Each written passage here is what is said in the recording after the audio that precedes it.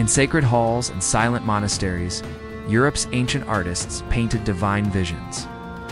Angels descended from clouds, prophets saw celestial wheels in the sky, and saints witnessed apparitions of unearthly beauty. But what if some of those visions weren't entirely spiritual? Across cathedrals, museums, and forgotten altars, there are medieval and Renaissance artworks depicting what look like UFOs and flying machines. Is it just symbolism? Or is there something we've missed in plain sight for centuries? Let's explore whether these paintings are pure coincidence or hidden proof. One of the most famous examples is the Madonna with Saint Giovanni, painted around 1482. The work is attributed to the great master Andrea del Verrocchio, famed for his dynamic compositions and innovative techniques. The painting itself depicts the Virgin Mary holding the infant Jesus Christ, while Saint John the Baptist kneels before them. However, the setting is anything but ordinary. Behind the Virgin, a large object hovers in the sky. It looks like a disc or a sphere, emitting soft light surrounded by smaller orbs. Gazing upward are a man and his dog, their heads tilted in awe at the spectacle above. This isn't the only piece with such imagery. Another enigmatic work is The Baptism of Christ by Art de Gelder, completed in 1634. This painting shows the baptism of Jesus by John the Baptist, but look closer at the sky. Above them, there's a shining object sending out brilliant beams of light, almost like an otherworldly spotlight, illuminating the sacred event.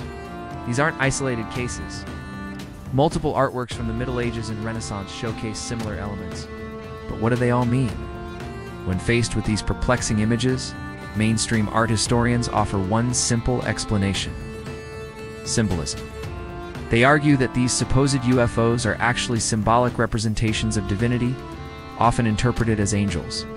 Cherubim are the very eye of God. In medieval and Renaissance iconography, circular shapes and radiant beams often symbolized heavenly presence. Take, for example, Fra Angelico's frescoes in the monastery of San Marco. These depict various biblical scenes and angelic beings. Some scholars suggest certain angels with outspread wings and halos might symbolize celestial vehicles or chariots. Similarly, beams of light originating from divine figures can be seen as symbolic representations of heavenly rays or divine energy. This interpretation, however, leaves many questions unanswered. First, not all of these objects conform to traditional angelic or divine symbols.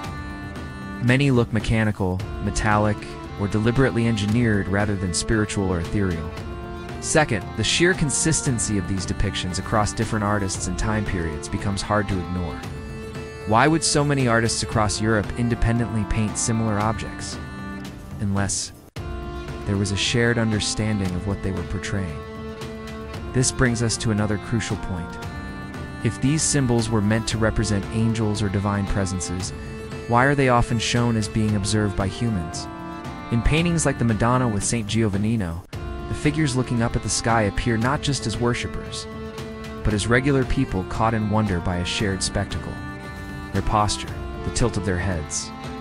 Even the inclusion of a dog suggests an ordinary sighting rather than a purely spiritual experience. Such details raise questions about what these sightings might have been and why they were included in religious works.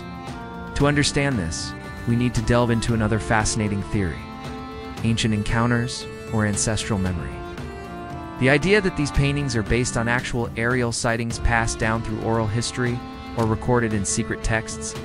Consider the famous 1561 Nuremberg UFO sighting. On a Sunday afternoon, thousands witnessed strange flying cylindrical objects descending from clouds and moving in formation above the city. This event was documented not just in eyewitness accounts, but also in illustrations made 40 years later by an artist named Albrecht Dürer. He depicted these strange objects hovering and moving in ways that defied explanation. Now look at medieval paintings like those by Peter Bruegel the Elder, which depict peasants pointing to the sky in the adoration of the Magi. In the distance, there seem to be strange flying machines or celestial objects. Could these works be influenced by ancient accounts of flying chariots or wheels within wheels? These ideas are found in various religious texts, including the Old Testament. In the book of Ezekiel, the prophet describes a vision of a storm and a whirlwind. Within it, he sees a wheel within a wheel flying in the sky. This passage has been interpreted by some as a description of a spacecraft. These interpretations may seem fantastical, but they raise intriguing questions. Did medieval artists incorporate these ideas either knowingly or subconsciously into their religious works? And if so, what does it suggest about how these artists viewed the world? The involvement of the Church adds another layer to this mystery. The Catholic Church during the Middle Ages had a profound influence on art. What was depicted, how it was portrayed, and even the subject matter were heavily regulated. The Church commissioned many of these artworks to teach and guide the masses, yet some theories suggest that certain elements in these paintings were inserted deliberately to avoid censorship.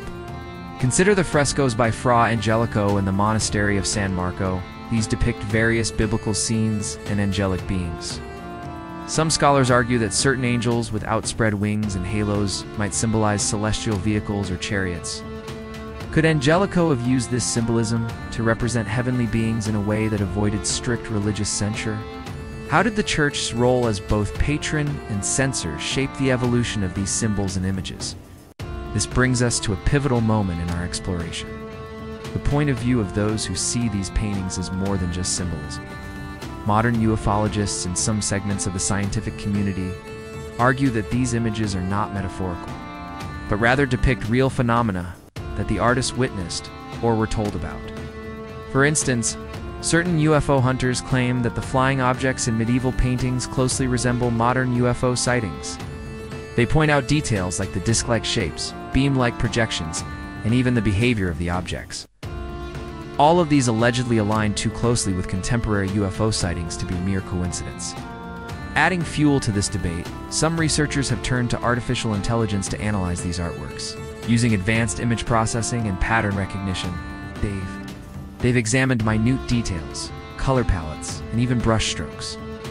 Interestingly, AI analysis has revealed that certain paintings display characteristics of both medieval art and modern UFO sightings, suggesting a fascinating blend of ancient inspiration and contemporary phenomena. What exactly are we seeing when we gaze upon these mysterious paintings? Are they symbolic representations of spirituality? Are they records of ancient sightings passed down through generations?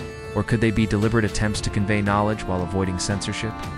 Unfortunately, the true nature of these paintings remains shrouded in ambiguity. Those who favor the symbolic interpretation point to the deeply rooted religious iconography and the lack of concrete evidence for extraterrestrial encounters. On the other hand, UFO enthusiasts and alternative researchers highlight the perplexing similarities between these paintings and modern UFO sightings, as well as the intriguing possibilities they open up about ancient wisdom and forgotten history. As we navigate this enigma, it's essential to remember the historical context. During the Middle Ages and the Renaissance, people's understanding of the world was shaped by deeply held religious beliefs and a profound sense of the divine. Their art reflected this worldview, often blurring the lines between the earthly and the heavenly. While the debate continues, one thing is certain: these paintings challenge us to reconsider history and the boundaries of our knowledge. They remind us of the mysteries that lie within our grasp, yet remain tantalizingly out of reach. What do you think these mysterious paintings depict? Are they mere symbols, windows to ancient encounters, or something else entirely? Share your thoughts in the comments below. Also, please don't forget to hit the like button, subscribe, and share this video with your friends and family. Thank you for watching. Until next time.